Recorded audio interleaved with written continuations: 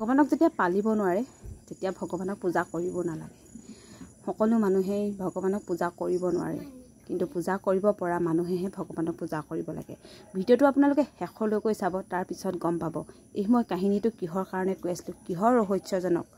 মই আপোনালোকক সকলো বস্তু বুজাই পৰাই ক'ম, তাৰ পাছতহে আপোনালোকে বুজিব এই জেগাডোখৰ কিহৰ ৰহস্য আছে, কিহৰ কাৰণে মই এই জেগাডোখৰ লিপিছোঁ। আপোনালোকে আজি 12 বছৰ আগৰ কথা দেখিছেনে, ধূপ চাকি জ্বলাইছে, কিমানেই জংঘলে ভৰি পৰিছে। আজি 12 বছৰ এই থান এখন ইয়াত 3বাৰ আই লক্ষী থান বহাইছিলে। ইয়াত এখন থান বহি গ'ল, চোৱাওতে ওলাইছিলে।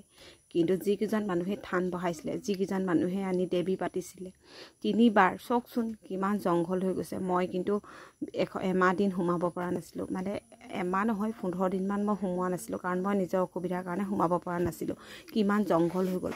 ওচৰ চুবুৰীয়া মানুহে কিন্তু কোনো চফা কৰি নিদিয়ে। এই থানখন মই অহা 2 বছৰৰ আগৰ কথা, কাৰণ কেলৈ মই এতিয়া অহাই 12 বছৰ হ'ল, তাৰ আগৰ 14 বছৰ হ'ল। ইয়াত এখন সৰু থান আছে। এই থানখন নিজে মানুহে পাতি লোৱা থান।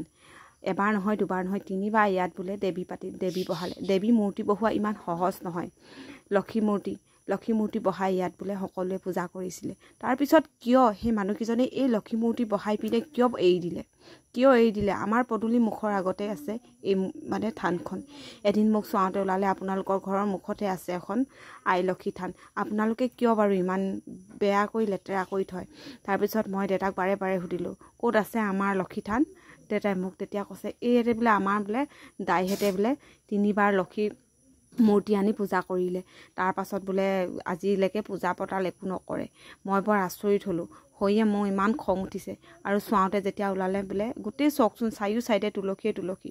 মই বৃহস্পতিবাৰ দিনটো তেনেকৈ লিপোঁ। তেতিয়া চোৱাতে ওলালে তুমি তুলসী গছকেইজোপা এজোপা আনি তাৰে ঘৰত পূজা কৰিবা, আৰু তুমি সেই আই লক্ষীত তুমি সেই থানখনত সদায় তুমি চাকিখন দিব নোৱাৰিলেও ধূপডাল দিবাচোন।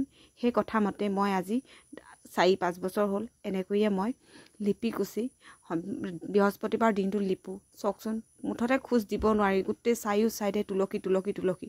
থানখন দেখিলে মনটো দুখ লাগি যায়। হাবি বননি একদম জংঘল হৈ আছে। মোৰ বহুত দুখ লাগি আহে। নিজৰ যদি টকা পইচা থাকিলেহেঁতেন মই হয়তো সেই থানখন ভাল কৰি দিলোঁহেঁতেন, কিন্তু নিজৰে ঘৰ চলিবলৈ মোৰ কষ্ট।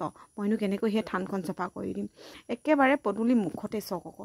আমাৰ কি ক'ম মই, একদম আমাৰ ঘৰৰ ওচৰতে। মই মা দেউতাহঁতক কৈছোঁ, যদিহে আপোনালোকে পূজা কৰিব নোৱাৰে, সেই মানুহকেইজনে পূজা কৰিম বুলি ক'ব নোৱাৰে কেলৈ তেনেহ'লে এই দেৱী মূৰ্তি আনি বহাব ক'লে? এতিয়া মই আমাৰ ওচৰৰ মানুহবোৰে কিছুমানে নাজানে, অলপমান ওচৰবোৰে জানে, অলপ আঁতৰৰ মানুহবোৰে নাজানে ইয়াত যে এটা থান আছে। এতিয়ালৈ বহুতে জানিলে।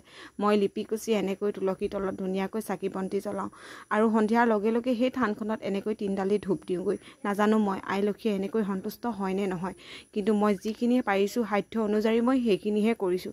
চাওকচোন মোৰ বহুত দুখ লাগে। মই এনেকৈয়ে লিপি কুচি অকণমানিকৈ ধূপ এডাল দিওঁ। ভগৱানক কওঁ, আই লক্ষীক কওঁ, সদায় ভালকৈ থোৱা। অহা যোৱা ৰাস্তাৰ মানুহক কাকো দুখ নিদিবা, কাৰণ এই থান এখন তুমি আছা বুলি নাজানে। মই যিমানখিনি পাৰোঁ এনেকৈয়ে থ'ম। মই ভাবোঁ চফা কৰি যাতে কোনোবাই দিয়াহেঁতেন, কোনোবাই প্লাষ্টাৰ কৰি দিয়াহেঁতেন, হয়তো এই থানখন এদিন মই ভালকৈ চালোহেঁতেন। কিন্তু মোৰ নিজৰে সামৰ্থ্য নাই। মই কেনেকৈ থানখন ঠিক কৰি দিম? কিন্তু ভগৱানৰ নাম লৈ মই ইমানখিনিকে পাৰিছোঁ। সন্ধিয়া হোৱাৰ লগে লগে বৃহস্পতিবাৰ দিনটোত মোৰ মনটো খুব ভাল লাগে। নিজৰ ঘৰত এখনেই চাকি দিওঁ, তুলসী তলত চাকি দিওঁ, আৰু সেই আই লক্ষী থানখনত মই এনেকৈ সন্ধিয়াৰ চাকিখন দিওঁ। আপোনালোকে বাৰু মই কিবা ভুল কৰিছোঁ নেকি? কমেণ্ট কৰি ক'বচোন। কিয় মানুহে পূজা কৰে? যদিহে পূজা কৰিলে একেবাৰে শেষৰ পৰ্যায়লৈকে পূজা কৰিব নোৱাৰে।